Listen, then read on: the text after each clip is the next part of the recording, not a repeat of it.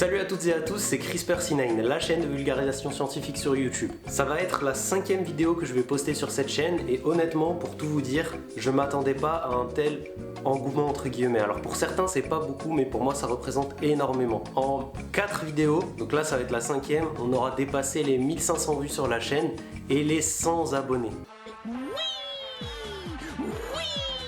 Ça représente 100 personnes qui me suivent dans cette nouvelle aventure, dans cette aventure de vulgarisation scientifique. Comme ça me tient énormément à cœur de rendre la science et les données scientifiques accessibles à tout le monde, ces 1500 vues et ces 100 abonnés représentent énormément pour moi. Pour ça, je tiens à vous remercier du fond du cœur. On lâche rien, on continue sur cette voie-là. Je tiens à faire une petite dédicace à la 100e abonnée, donc dédicace à toi Alice, en plus c'est la collègue de quelqu'un que je connais. Donc dédicace à toi, merci à tout le monde. Et puis voilà, cette 5e vidéo, je vais vous laisser avec cette 5e vidéo qui a été tournée donc pendant le confinement, quand j'étais chez moi, chez mes parents. C'est pour ça que le décor change un peu. Merci à tous et bon visionnage les copains.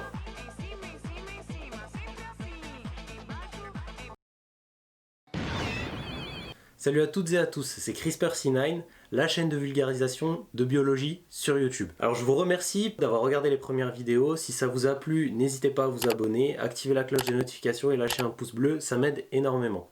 Aujourd'hui on va se lancer dans une vidéo, dans une série de vidéos un peu thématiques, un peu différentes de tout ce qu'on a fait jusqu'à présent. On va parler des scientifiques fous.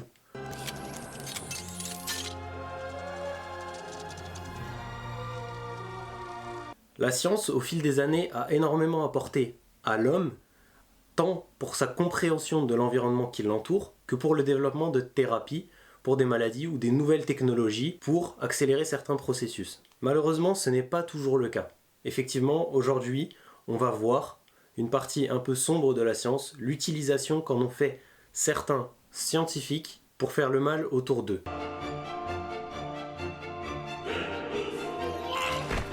On va voir aujourd'hui, et dans cette série de vidéos, des scientifiques qui se sont servis de la science comme prétexte pour mener des expérimentations abominables. Et même pas sur des animaux, sur des humains très souvent. Pour cette première vidéo, on va parler de Joseph Mengele. Alors Joseph Mengele, ça peut vous énoncer quelque chose, c'est un nom que certains ont vu en classe, parce qu'il est dans le programme d'histoire. Effectivement, il est surnommé l'ange de la mort, et ses expérimentations ont pris place lors de la Seconde Guerre mondiale. Joseph Mengele est un Allemand né dans une petite bourgade en Bavière le 16 mars 1911. Il est le fils aîné d'une fratrie de 3 enfants. C'était un élève studieux, passionné par la philosophie et la médecine, qu'il a étudié d'ailleurs à l'université de Munich après avoir été au lycée. Or, il se trouve qu'à cette époque, Munich était le centre névralgique de la mentalité nazie et des nazis en politique. Bien que passionné par ces deux domaines qui sont un terreau favorable à l'ouverture d'esprit, Joseph Mengele grandit dans une famille très catholique et nationaliste. Sois le bienvenu, Stanislas Bossac, au cœur de Chazelle. Répète! Il ne lui faut pas longtemps après son entrée à l'université pour rejoindre le parti nazi, notamment dans les sections d'assaut, en 1934.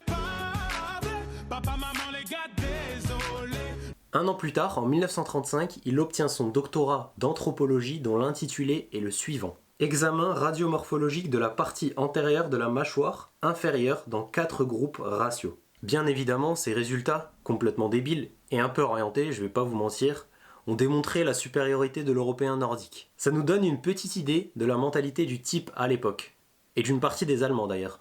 Vous êtes juif? Comment Salomon, vous êtes juif? Salomon est juif. Oh! Et mon oncle Jacob qui arrive de New York, il est rabbin? Mais il n'est pas juif. Ah si. Mais pas de votre famille. Si.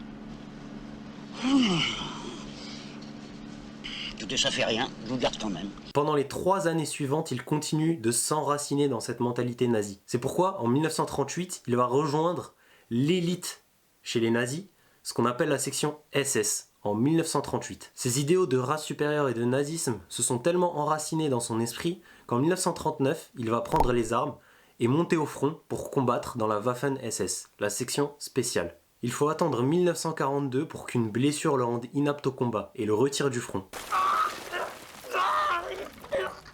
Je crois que j'ai été touché. Ah non, c'est rien. C'est là que l'horreur va commencer. Effectivement, il va demander son affectation au camp d'extermination et de concentration d'Auschwitz. Son affectation est acceptée en 1943 et il arrive à Auschwitz le 30 mai de cette année-là. Il va pouvoir s'adonner, jusqu'à la fin de la guerre, à des expérimentations sur les humains déportés, majoritairement juifs. Ce type mérite largement son surnom d'ange de la mort. En plus de participer à la sélection des déportés qui sont aptes au travail et au remplissage des chambres à gaz, Mengele, au nom de la médecine, donne libre cours à ses expériences. Passionné de génétique, il est intéressé par toutes les différences anatomiques. Ça va du nanisme à l'hétérochromie. Il est particulièrement intéressé par les jumeaux, les vrais jumeaux, qu'il examine, pèse, mesure, tue et dissèque. Ce fou furieux procède à plusieurs dizaines d'injections de cocktails chimiques, souvent létals.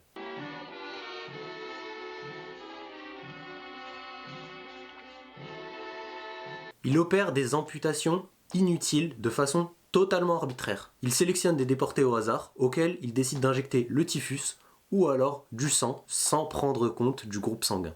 Concernant l'hétérochromie, il tente à plusieurs reprises de modifier la couleur des yeux de ses patients, en leur injectant bien évidemment des cocktails chimiques dans les yeux, directement, sans anesthésie. Le summum de l'horreur, il opère deux vrais jumeaux, pour en faire des siamois, qui bien évidemment vont décéder après quelques jours d'agonie. L'ensemble de ces expériences n'a évidemment apporté aucune avancée scientifique. La seule chose à laquelle ça aura servi, c'est infliger la souffrance à des dizaines d'êtres humains qui n'avaient rien demandé. Le plus triste dans tout ça, c'est que l'ange de la mort parvient à se rendre à Gênes à la fin de la guerre, aidé par plusieurs SS. Le comité international de la Croix-Rouge, oui les mêmes qu'aujourd'hui, lui remettent un passeport sous le nom de Helmut Gregor. Il parvient à se rendre en Argentine en juillet 1949, après quoi il va vivre une longue vie parce qu'il est mort à 67 ans, le 7 février 1979, à Sao Paulo, au Brésil, lors d'une baignade.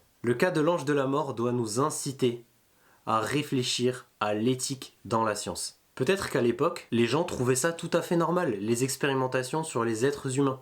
D'ailleurs, avant qu'on invente les essais cliniques, les passages in vitro et in vivo sur les animaux, les gens trouvaient ça tout à fait normal d'expérimenter sur l'homme directement. Joseph Mengele, c'est encore un cas à part, parce qu'il s'est servi de la médecine et de la science pour commettre des atrocités. Je considère même pas ça comme étant de la science, puisqu'il a apporté aucune avancée, qu'elle soit positive ou négative. Non seulement les scientifiques, mais également la population ont le devoir de se poser la question d'éthique. Se demander si toutes les expérimentations à venir et les innovations technologiques sont moralement acceptables. Au détriment de qui ça se passe, au détriment de quoi. C'est d'autant plus vrai dans un monde où les thérapies sont de plus en plus invasives en termes génétiques. On commence à parler de transhumanisme, on commence à parler de modification et de thérapie génique et d'organismes génétiquement modifiés. Toutes ces questions-là sont des questions de présent et surtout de futur. Quoi qu'il en soit, je vous remercie d'avoir regardé cette vidéo. Si vous avez aimé ce format, vous pouvez me le dire dans les commentaires, parce que des scientifiques fous, il y en a plein. On peut faire plusieurs vidéos à ce sujet-là, d'ailleurs j'en ferai plusieurs, que ce soit en temps de guerre, ou sans guerre d'ailleurs. Des scientifiques qui ont fait ça pour la souffrance pure et dure, comme des scientifiques qui ont fait ça vraiment pour la science, qui ont apporté des avancées scientifiques au détriment de l'éthique dont on parlait tout à l'heure cette fois-ci. On arrive à la fin. Ce que tu peux faire, c'est comme d'habitude, t'abonner, activer la cloche des notifications et surtout mettre un pouce bleu. À la prochaine.